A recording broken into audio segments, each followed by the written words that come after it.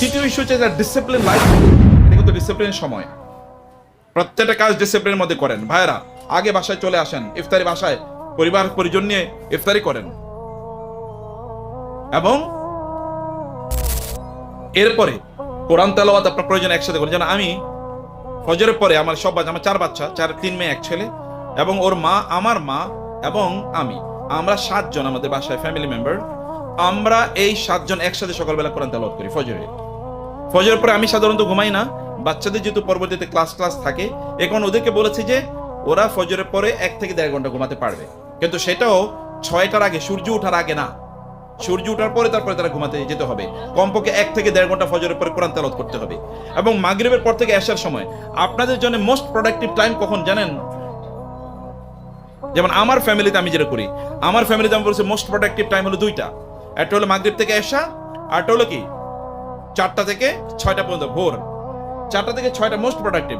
আপনি বলেন তো ঘুমের সময়, 2টাই তো ঘুমের সময়, রেস্টের সময়। নো, মাগরিবের পর থেকে এশা পর্যন্ত আমার বাসায় ঘুমানো হারাম। কেউ বিছানায় যেতে পারবে না, তাহলে করবে কি? যেমন বাচ্চাদেরকে আমি বলছি এই সময় রাসূল সাল্লাল্লাহু জীবনী পড়ার সময় মোস্ট প্রোডাক্টিভ। আমার শরীর আমি খুব ব্যস্ত থাকি, একটু শরীর খারাপ থাকলো, আর বাচ্চাদের কারণে কারণ ওদেরকে বলছি ঘুমাতে যাওয়া যাবে না, বিছানায় যাওয়া যাবে না। আই নেভার টাচ বিছানা, আলহামদুলিল্লাহ। আমি বলছি আদর্শ, আপনার নিজকে আদর্শ হিসেবে তৈরি করেন, ওদেরকে একটা রাসূলের জীবনী দেন, কিনে নিয়ে যান। কিন্তু এখানে অনেক সময় শুনি যে আপনারা বই কেনার জন্য 100 টাকা ব্যয় করতে চান না, কিন্তু আপনারা দেখা যায় যে মার্কেটে গিয়ে হাজার টাকা ব্যয় করছেন। খুবই দুঃখজনক। কোথায় ইনভেস্টমেন্ট করতে হবে এটা আমরা বুঝি না, খুবই আর দুর্ভাগ্যজনক। আমি জানি না ছোটবেলায় এখানে যারা আছেন কয়জন ঈদের জামা কিনেছেন। আমি কমপক্ষে 10-15 ঈদের জামা কাপড় কিনি নাই, কেন টাকা পয়সা ছিল না, কোথায় কিনবো? ওই সময় এরকম প্রত্যেক ঈদের জামা কাপড় কিনতে হবে কালচারও ছিল না কোন এক সময়। কিন্তু এখন আপনার বাচ্চার জন্য জামা কাপড় কিনবেন, জামা কাপড় দিয়ে তাকে ডেকোরেট করলেন, কিন্তু ভেতর থেকে সে একটা কি হয়েছে, তার প্রসূবৃত্তি তার মধ্যে ডেভেলপ করছে। বাইরে থেকে সাজানো, কিন্তু ভিতর থেকে তার কোনো সাজানো তৈরি হয় নাই। এই ভেতর থেকে সাজানোর কাজ কার? এটা আপনাদের দায়। ভেতর থেকে ওদেরকে সাজান, ভেতর থেকে ওদেরকে তৈরি করেন, অন্তর দিক থেকে ওদেরকে তৈরি করেন। ওদের জন্য বই কিনে নিয়ে যান, রাসূলের জীবনী কিনে নিয়ে যান, এবং ওদের অবশ্যই কোরআন কেবল পড়লে হবে না, কোরআন অনুবাদও তাদেরকে পড়তে হবে। এই অবস্থা তাদের জন্য তৈরি করে দেন। অবশ্যই কোরআন আপনি নিজে পড়েন, কোরআন অনুবাদ, একটা অনুবাদ কিনে নিয়ে যান বাজার থেকে। একটা রাসূলের জীবনে 1000 টাকা ইনভেস্টমেন্ট করেন, টাকা দিয়েছেন কে? আল্লাহ। তার পথে টাকা ব্যয় করতে কার্পণ্য দেখাবেন না।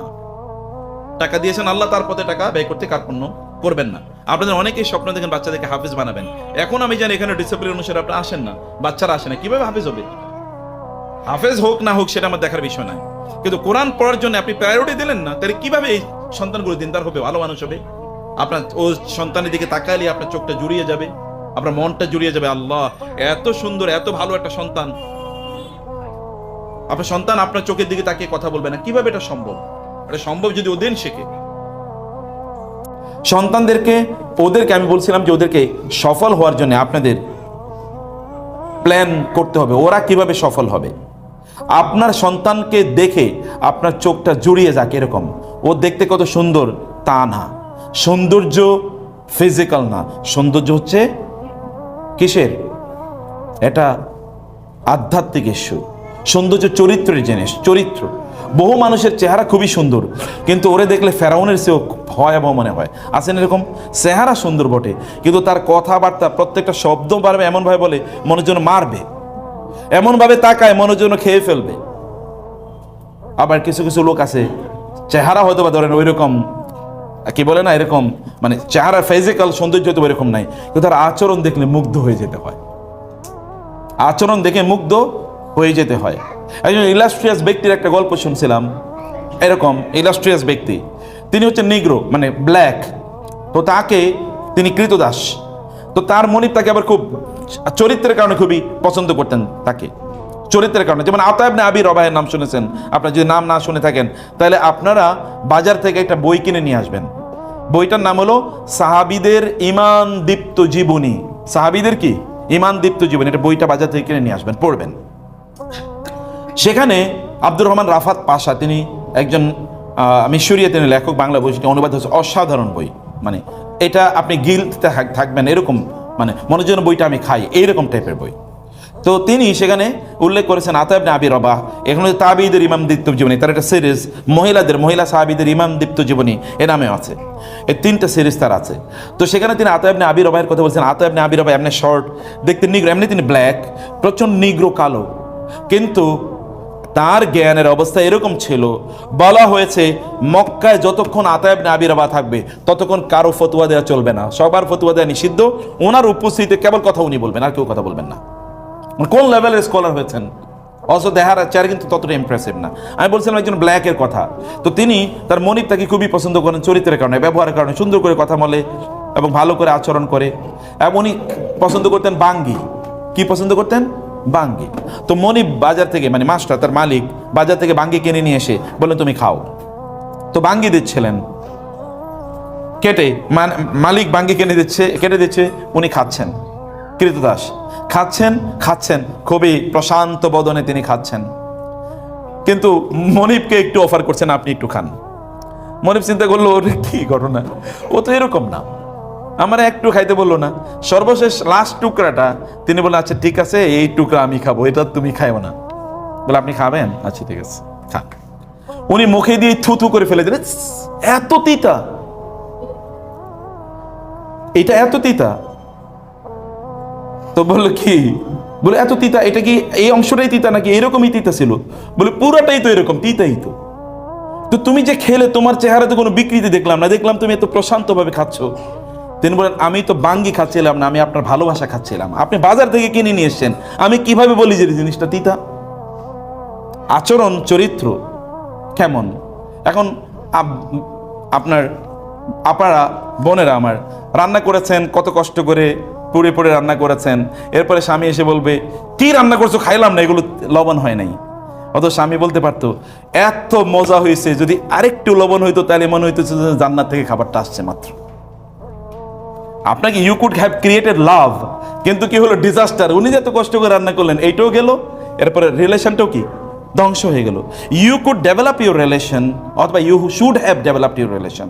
আপনাকে রিলেশনটা ডেভেলপ করা লাগে, ভালো করে ডেভেলপ করতে হয়। এই ব্যাপারে এখানে আপনাকে ডায়নামিক হওয়া লাগে।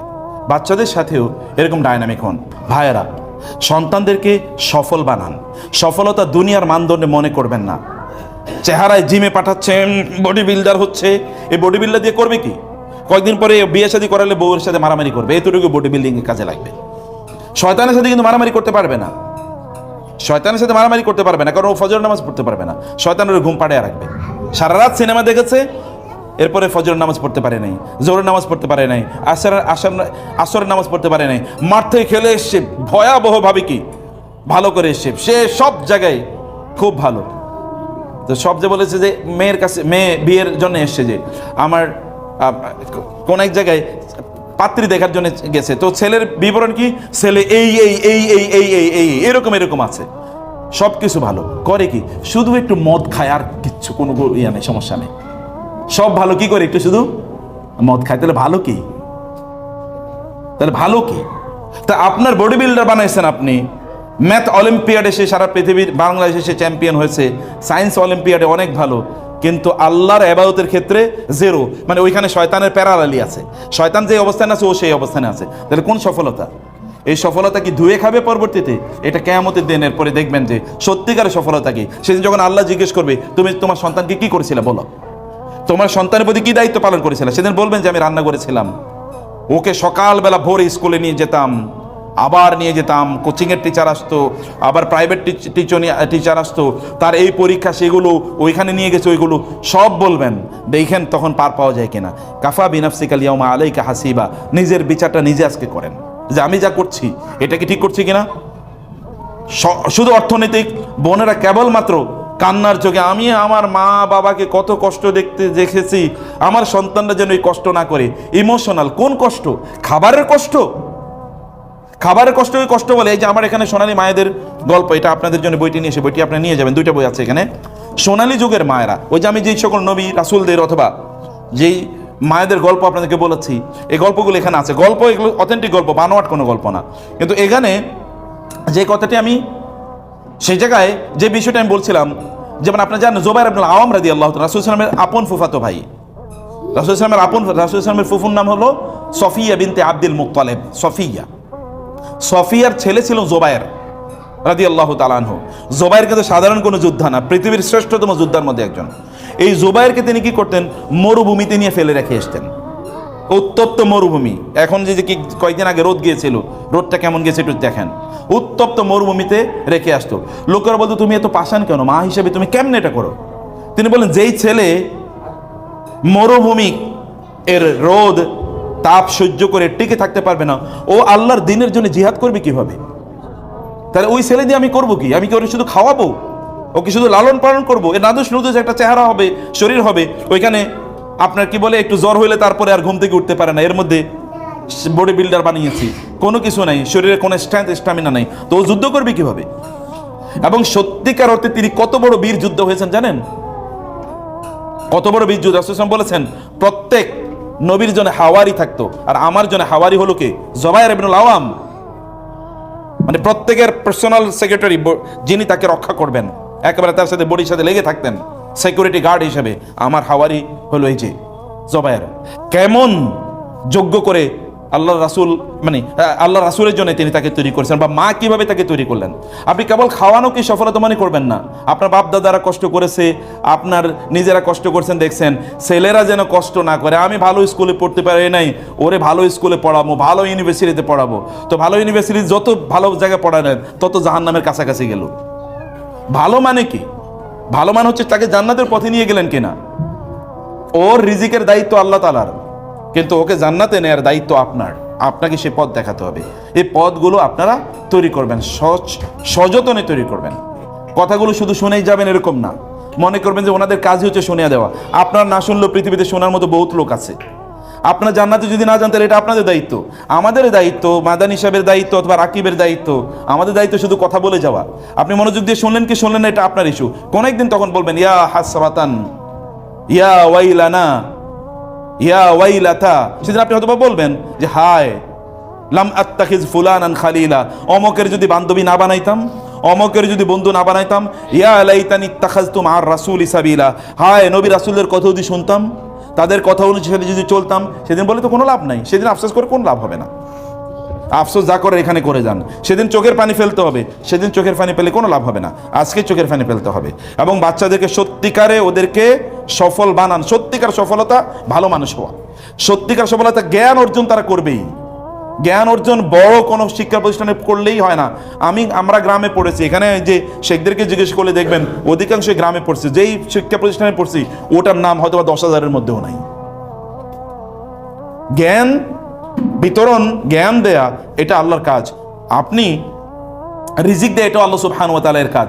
আপনার এখন সম্পদ অনেক, আপনার বাপ দাদাদের সম্পদ গিয়ে দেখেন কতটুকু ছিল। এখন তো গ্রাম অঞ্চলে গেলে অট্টালিকা ভর্তি, এর আগে তো গ্রাম অঞ্চলে টিনের ঘরও পাওয়া যেত না। অতএব সম্পদ তো মানুষের বাড়ছে, সম্পদ বাড়বেই, সম্পদের জিম্মাদারি আল্লাহ তাআলার, কিন্তু ওকে ভালো মানুষ বানানোর জিম্মাদারি আপনার। এটা আপনাকে করতে হবে, এটা মনোযোগ দিয়ে করবেন। প্রত্যেকটা সেকেন্ড ম্যাটার করে। ভয়াবহ যুগ আছে এখন, ভয়াবহ যুগ মানে যুগকে গালি দিচ্ছে না, ভয়াবহ পরিস্থিতি বিরাজ করছে চারিদিকে। কয়েকদিন পরে যদি আপনার মেয়ে এসে বলে মা আমি তো মনে মনে ছেলে হয়ে গেছি, কিচ্ছু বলার নাই, কিছু বলতেও পারবেন না। অথবা ছেলে এসে যদি বলে মা আমি তো মনে মনে মেয়ে হয়ে গেছি, কিছু বলতে পারবেন না, বলার অধিকারই থাকবে না, সুযোগই থাকবে না। আপনি বলবেন কোথায়? ও বাসা থেকে বের হয়ে যাবে। আপনি বলে কি করবেন? বাসা থেকে বের হয়ে যাবে স্রেফ, তাই না? তো সেই কারণে ওদেরকে ভালো মানুষ বানানোর জন্যে ওদেরকে সম্পদ বানান, ওদেরকে আল্লাহর সাথে পরিচয় করিয়ে দেন। আল্লাহকে যদি ওরা চেনে তাহলে ওরা কোনোদিন আপনাদেরকে ভুলবে না। ওরা যদি আল্লাহকে না চেনে তাহলে ওরা আপনাকে ভুলে যাবে নিশ্চিত। ওরা আপনাকে কষ্ট দেবেই। লিখে নেন, সোনার অক্ষরে এটা বাধাই করে বাসায় রাখবেন। ওরা যদি আল্লাহকে না চেনে ওরা আপনাকে কষ্ট দেবেই দেবে, মাস্ট। এটা বিপরীত কোনো কিছু নাই। যতই উন্নতি হন না কেন, ইউরোপিয়ানরা আপনাদের চেয়ে কম উন্নত না, কিন্তু গিয়ে দেখেন ওদের বাবা মার পরিস্থিতি কি, দিয়ে দেখেন যে বাবা মার খবর নেয় কিনা বাচ্চারা। 15-16 বছরের, আপনি 10 বছর 11 বছরের বাচ্চারা, আমরা এরকম আমাদের স্কুলে এরকম বহু ঘটনা ঘটেছে। ইউরোপ আমেরিকা থেকে চলে এসছে বাচ্চাদেরকে নিয়ে, ওইখানে থাকতো। কেন চলে এসছে? কারণ পাশের বাসার বোন বাচ্চাকে কি করেছিল, একটু শাস্তি দিয়েছিল, মানে ওকে শাসন করেছিল। বাচ্চা 999 ফোন করছে, পুলিশ এসে কি করেছে, মা বাবারে নিয়ে পুলিশে ধরে নিয়ে গেছে এবং নিয়ে সন্তানদেরকে নিয়ে গেছে আলাদা। সন্তানরা কোথায় আছে জানে না মা বাবা, এবং মা বাবা জানে না সন্তানরা কোথায় আছে, এবং সন্তানরা জানে না সন্তানরা পুলিশের কাস্টডিতে আলাদা করে থাকছে। এখন মা বাবা কয়েক বছর জেল খাইটা এখন চলে এসছে দেশে, যে কি করবে? ইট হ্যাপেন্স, এটা আপনাদের দেশে শুরু হবে। কারণ এই টাইড, এই জোয়ার সর্বত্র চলছে, শয়তানের জয় জয়কার সর্বত্র। আর শয়তানকে যদি রুখে দিতে হয় তাহলে আপনারাই কেবলমাত্র রুখতে পারেন, কেবল বোনেরা। বোনেদের এক হাতে থাকে দোলনা, আর এক হাতে থাকে কি? পৃথিবী। বোনরা এক হাতে থাকে দোলনা, আর এক হাতে থাকে পৃথিবী।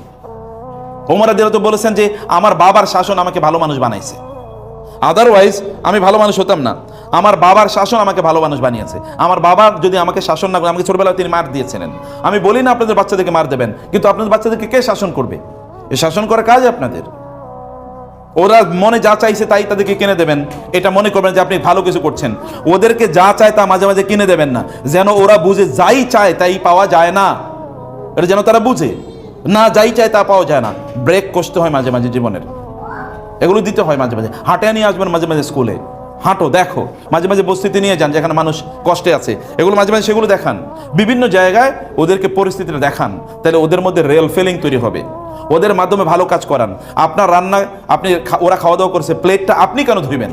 ওকে প্লেটটা ধুয়ে রাখতে পারে না? ওকে শেখাতে হবে না আপনার?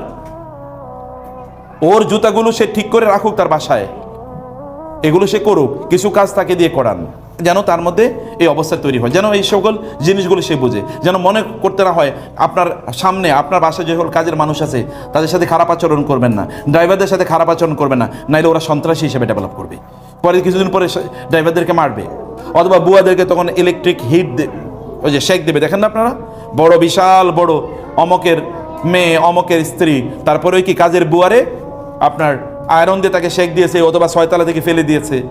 এই মূল্যবোধ তৈরি হয় না। মূল্যবোধ তৈরি হোক ছোটবেলা, মানুষকে সম্মান করতে হবে, শেখাতে হবে। তো থ্যাংক ইউ ভেরি মাচ, জাযাকুমুল্লাহ খায়ের। আপনাদেরকে অনেক অনেক ধন্যবাদ, কৃতজ্ঞতা। আপনারা কষ্ট করে সময় দিয়েছেন। বইগুলো নিয়ে যাবেন আপনারা ইনশাআল্লাহ। দুটো বই এখানে, দুটোই খুবই গুরুত্বপূর্ণ বই, আপনারা নিয়ে যাবেন। এগুলো আপনাদের বাসায় থাকবে, আবার আপনারা পড়বেন, এটাকে একাডেমিক বাচ্চাদেরকে নিয়েও পড়বেন, নিজেরা পড়বেন, এখান থেকে শিক্ষা নেবেন। যখন স্কুলে আসবেন হাতায় বই করে নিয়ে বই নিয়ে আসবেন। গাড়িতে যখন থাকবেন মোবাইলের টিপানো বন্ধ করে দিয়ে বইটা পড়েন। আপনার গাড়িতে ছোট্ট একটা লাইব্রেরি থাকবে, 10-15টা বই থাকবে, এগুলো আপনি পড়বেন ইনশাআল্লাহ।